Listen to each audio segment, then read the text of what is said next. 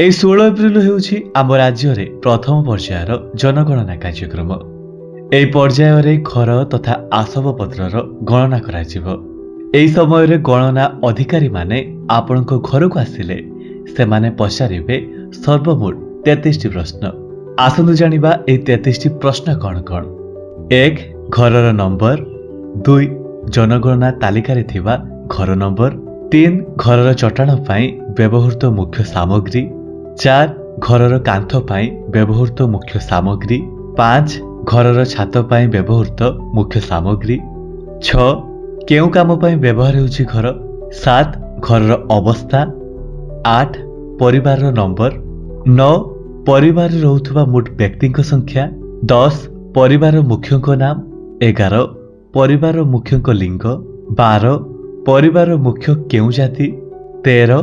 ଜନଗଣନା ଘରର ମାଲିକାନା ସ୍ଥିତି। 14. ପରିବାର ପାଖରେ ଥିବା କକ୍ଷ ସଂଖ୍ୟା। 15. ପରିବାରରେ ରହୁଥିବା ବିବାହିତ ଦମ୍ପତିଙ୍କ ସଂଖ୍ୟା। 16. ପାନୀୟ ଜଳର ମୁଖ୍ୟ ଉତ୍ସ। 17. ପାନୀୟ ଜଳ ଉତ୍ସର ଉପଲବ୍ଧତା। 18. ଆଲୋକର ମୁଖ୍ୟ ଉତ୍ସ। 19. ଶୌଚାଳୟର ସୁବିଧା। 20. ଶୌଚାଳୟର ପ୍ରକାର। 21. ଅପରିଷ୍କାର ଜଳ ନିଷ୍କାସନ ପଥ। 22. ସ୍ନାନ ସୁବିଧାର ଉପଲବ୍ଧତା। 23. ରୋଷେଇ ଘର ଏବଂ ଏଲପିଜି ପିଏନଜି ସଂଯୋଗର ଉପଲବ୍ଧତା। 24. ରୋଷେଇ ପାଇଁ ବ୍ୟବହୃତ ମୁଖ୍ୟ ଜାଳେଣୀ। 25. ଘରେ ରେଡିଓ ଟ୍ରାଞ୍ଜିଷ୍ଟର ଅଛି କି। 26. ଘରେ ଟେଲିଭିଜନ ଅଛି କି। 27. ଘରକୁ ଇଣ୍ଟରନେଟ ସଂଯୋଗ ହେଉଛି କି। 28. କେତୋଟି କମ୍ପ୍ୟୁଟର କିମ୍ବା ଲାପଟପ୍ ଅଛି। 29. ଟେଲିଫୋନ ମୋବାଇଲ କିମ୍ବା ସ୍ମାର୍ଟଫୋନ କେତୋଟି। 30. ସାଇକେଲ ସ୍କୁଟର ବାଇକ୍ ଅଛି କି। 31.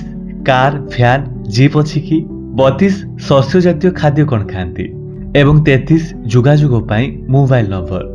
ଏହି ବିଷୟରେ ଆପଣଙ୍କ ସମ୍ପର୍କୀୟ ଓ ବନ୍ଧୁମାନଙ୍କୁ ଜଣାଇବା ପାଇଁ ଭିଡିଓକୁ ସେୟାର କରିଦିଅନ୍ତୁ।